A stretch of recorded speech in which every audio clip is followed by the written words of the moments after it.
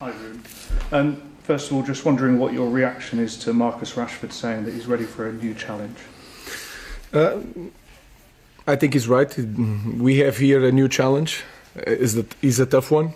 For me, it's the biggest challenge in football because we are in a difficult situation, and I already said that this is one of the biggest clubs in the world. So this is really a new challenge and the biggest one. And I hope all my players are ready for this new challenge. So you didn't interpret that as he wanted a new challenge elsewhere. And have you spoken to Marcus about the interview? No, not yet. Not yet. It was yesterday. I gave a day off to the lads. So he's our player and he's ready to the next game. Ruben, you, having left someone with as bigger profile as Marcus, do you have to then talk to him about his future and your future, or do you just kind of go on the training pitch, expect him to be there, and whatever happens behind the scenes in terms of whether he's part of your squad or not just happens? I spoke with a lot of players individually and during trainings. What I want is to take the best of Marcus Rashford as all the players. So I don't talk about the future, I just talk about the present. I want the best of each one of them, and that is the key point for me. I just want to win and to help the team to be better. So we are better with Marcus Rashford, and that's simple. And we try different things to push Marcus to the best level that he's shown in the past. So that's all. So it sounds from what you're saying, both then and to Simon's question, that you'd be quite happy for Marcus to stay here and be part of what you're trying to build, to buy into what you're trying to build. Of course, because this kind of club needs big talent, and he's a big talent. So you just need to perform at the highest level, and that is my focus. I just want to help Marcus. When there is a lot of concern over a player's future like Marcus, what impact might that have on the rest of the squad? How concerned are you about the other players? What message do you need to get across? I think they are more simple than that. They focus on their job. Everyone, they are all the players. I was a player, and we are a little bit selfish. So they are focused on their job to win the place in this team. So I think there is not even an impact in the team. And in terms of Marcus and Garnacho, are they both likely to be involved against Spurs tomorrow? We have one more training, but it's the same situation of all the other players. If they train well, then I have to make a choice. We will see in the end of the training. Would you expect a response from both of them on the park to sort of make a point of view? Of course. I expect the best of each player every day. So we'll see after the training. Thank you. Ruben, I know you need to have that conversation with Marcus before you make your decision at the weekend's game, but if you do find out that a player wants to leave the club, would he be a part of the dressing room? Would you want to play like that around until January? This is in the future. My focus is that to have all the players in the best that they can be to prepare each game. So we are talking about if there is no if in this kind of club. It's just Tottenham, and let's focus on the game. Hi Ruben, I understand fully that you say you want to get Marcus to his best level, him to stay here. But when a player says he's effectively ready to leave, if he's going to get to his top level here, he's got to have full commitment, he's got to have full focus. Can you realistically expect that from a player who has come out and said, I'm ready to leave? I cannot say more from that interview or speak more about Rashford. I'm focused on the team. What I expect is every day, all the players during the training, outside the training, the engagement with the players. I talk about the way that they dressed. I was just making a point. I don't know how they dress. I see him as with a kit, just with a kit. I don't know how they eat. I'm not looking at the plate. So it was to make a point, and that is a good question to put that. I don't care how my players dress. It was to make like a real focus on the detail. What I can say is that I expect the best of each one of them. to prepare the game. And that's what we are doing to try to demonstrate to the players. The rest we will have time to address. My focus is to take the best of Marcus and take the best of our players. Can you realistically, in your mind, get that focus? I don't control that. It's not my. What I can control is the way I see things, to take my players to the games, into the trainings. That is my focus. The rest I don't control. That is Marcus and Harry Maguire part and all the players. So my focus is to set the standards, to see if the players can do it, and then prepare the games. That is my focus. That part I cannot answer. Mark. Ruben, one of the other issues you've had to face over the last few days is the issue of team leaks. Are you going to do anything differently in preparation for this game? Are you going to speak to the players about it to help prevent it? Nothing. And nowadays, all the coaches knows about because I explain a lot of things about the team, the way we play, I want to play, the positioning, etc. But I say that because I understand that the coaches have that information just to see one time Manchester United play. So I'm not really worried about that, and I also cannot control that.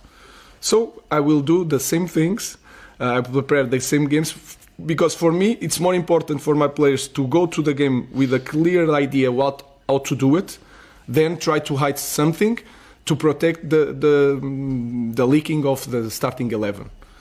That is not my focus. I'm not really worried about that. Samuel. Hi Ruben, how's Alejandro reacted to the disappointment of not being in the squad on Sunday? Have you spoken to him? Really good. Trained really well. He seems a little bit upset with me, and that is perfect. I was really happy, because I will do the same. And he's ready for this game, so we'll see in the end of this training. Was Marcus upset as well? Marcus was sick in this first training, but he trained really well in the day of the game. Chris. Hi Ruben, just on Marcus again, have you spoken to Jason and the club, and is the club stance that they want Marcus to stay here long term? No, I didn't speak with them. The interview was yesterday. I'm focused on Tottenham. I didn't have the time. My focus is to prepare the team for Tottenham. The club knew about that or not, they probably didn't, but then the manager comes out and has his say in the press conference, which you have to realise that he's got an asset to protect as well in terms of the football club, so they'll be looking to try and get the best fee possible, so he can't come out and say too much against him or what he's said. So I guess they'll come to an agreement and they'll work out what's best for both parties. What do you think that the response would be from his teammates for him coming out and saying that maybe he needs a fresh start? I would imagine he's got a lot of friends in the dressing room, so they may understand that. I know how dressing rooms work. He was obviously very frustrated that he wouldn't have been in the team at the weekend or in the squad. But you've got to understand it from a manager's point of view. He's come in to a team. He's been hired to try and find a format in a successful way. So he's got to look at different options, and he's chosen to leave him out. And they've won the game, which ultimately is the best answer for the manager. So he can sort of say to the players, and the players can understand where he wants to go with that football club. And I think the size of the club, then he can't afford to carry any passengers. It's been spoken a lot from the club's perspective so far, but do you think for Marcus Rashford, the player, that a fresh start seems to be the right thing, given the way his form has dipped off in the last 18 months or so? Well, I think there's no doubt about it. There's huge ability and talent in Marcus. We've seen that when he scored over 30 goals. We haven't seen that for a while now, which has been difficult, I guess, for him. I don't know his personal life. I don't know what's going on in the dressing room or what's going on at home, if anything. So it's really difficult to comment. And I think certainly with the way players are and attitudes are nowadays, then they'll come to some agreement and they'll do what's best for the football club, as what always. I think Marcus has been obviously a brilliant player, and I think he's probably got his troubles. I mean, I interviewed him before the cup final a year or two ago, when he was on form and things were going well. But even then, you could sense there was a deepness to him, and So I hope he's okay, first and foremost. I think that's important because, you know, we don't really all understand the circumstances of footballers sometimes, and it's easy to, you know, have a pine on people and have opinions. But, you know, it's obviously his form's been troubled. He's not been as special as he can be in the last 18 months or so. So whether a part in the ways is inevitable or not, I don't know. I hope he rallies and performs well because, you know, he's a big player and Manchester United's a huge football club. And Amorim has, you know, he said he wants him to battle on and keep going. So hopefully that will happen. But there comes a time sometimes when perhaps a part of the ways is necessary. I don't know whether it's reached that or not. How much do you think it's connected to the churn at Manchester United and for the fact that so long tactically they've sort of looked a little bit aimless and you're not quite sure what they're trying to achieve? Well, I think United have struggled for some time, and I think sometimes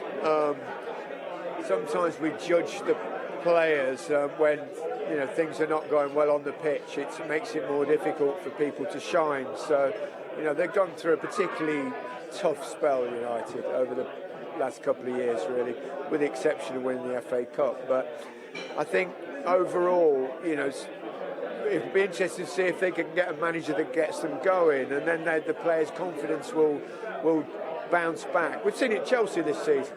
Last season, you looked at some of the players on the pitch that are now performing really well and they're performing really poorly. It just shows you how important confidence is and a little bit of momentum. So that might happen with the new manager. We'll have to wait and see. But obviously there's been a lot wrong at Manchester United. Their recruitment's been really poor, particularly in recent times. You know, the amount of money they spent with under Ten Hag that they've brought in.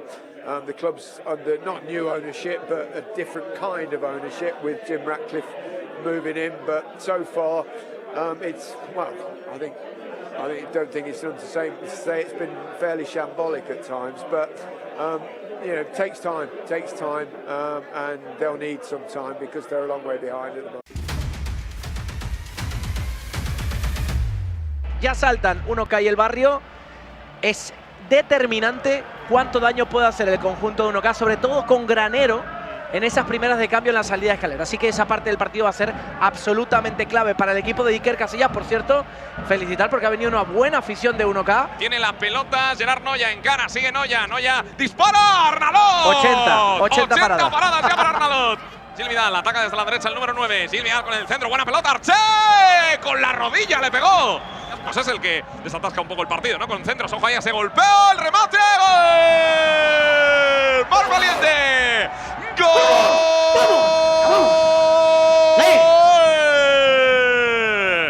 Del Barrio, marca Mar Valiente.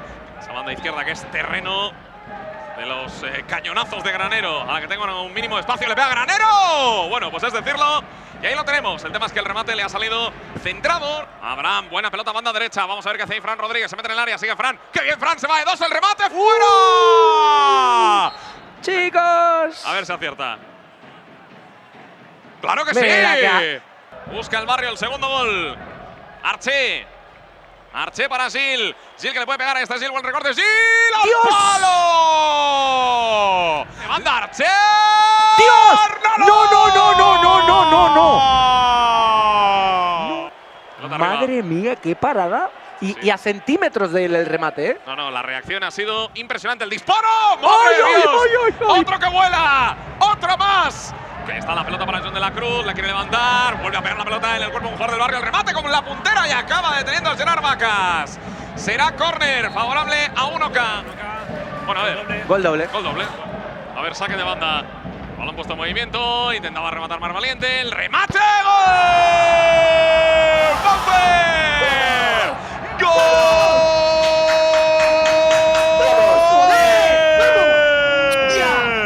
¡Del Barrio! ¡Le pegó con el alma! ¡Bauer! Y es… ¡Penalti ¡Madre normal! mía lo de los penaltis! ¡Penalti normal! Y el que quiere hacer el 0-3 es el número 4, pega Valiente. ¡Vaya cañón! ¡Gol!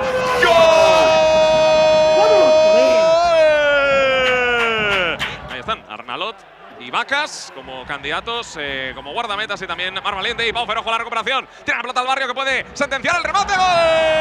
Knockout.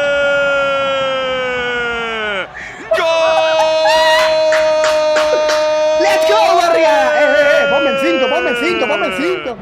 El cambio del partido ha sido radical en los últimos 10 minutos. El balón que lo tiene. ¡Ojo! ¡Ay, ay, ay, ay, ay, ay! Jaimitada. Marca de nuevo el Barrio, gol de Fran Fuentes. El equipo de Juan Arroita, que no ganaba un encuentro con esta tranquilidad, entre comillas, al final, con un margen tan amplio, con 2 goles dobles que han hecho pasar el partido del 0-3 al 0-7. Paufer, ha costado, pero por fin ha llegado esa victoria tan deseada con goleada. Ha costado mucho, pero bueno, le damos emoción hasta el momento final, recta final, y ahora, pase lo que pase con Pío, nos lo jugaremos contra ellos. Eso te iba a decir, pase lo que pase con Pío, la semana que viene, o ellos, o tú, o tu ex equipo, o tú. Bueno, o el barrio o ellos, pero sí. La vida, yo qué sé, no sé, son cosas muy raras que suceden, pero ahí estaremos. Ahora estoy en el barrio, así que espero que gane el barrio. Enhorabuena y a disfrutarlo. Gracias.